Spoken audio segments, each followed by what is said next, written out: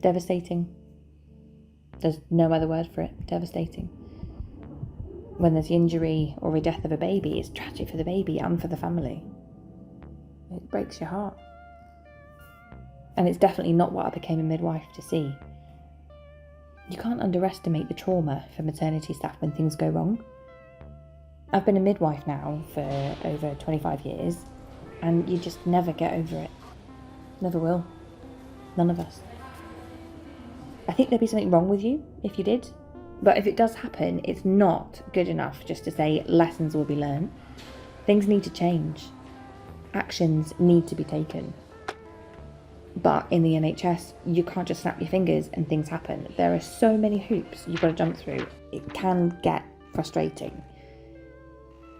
It feels harder than ever to deliver safe care with staffing challenges and increased complexity.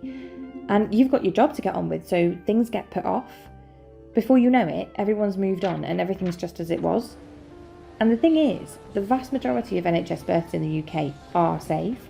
We do offer some of the safest maternity care in the world, but it could be better. So much better. And I know people working in maternity services want to provide safer care.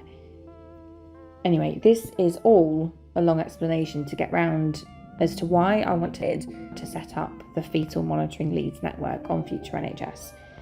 Somewhere where midwives taking on lead responsibility for fetal monitoring can share ideas, share learnings, support each other, and really work hard developing good practice and tackling the huge variation in fetal monitoring approaches nationally. Basically, reducing harm and saving babies' lives. When I started the network, there were just 6 of us from across the country. Now, there are 450.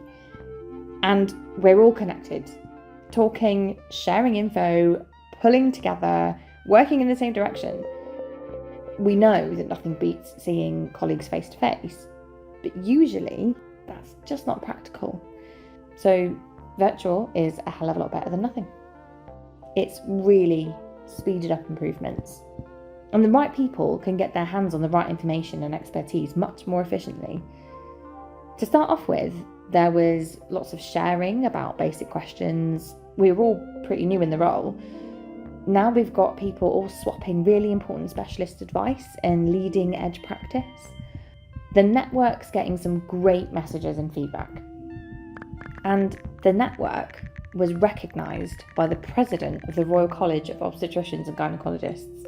We definitely couldn't have got as far as we have without FutureNHS.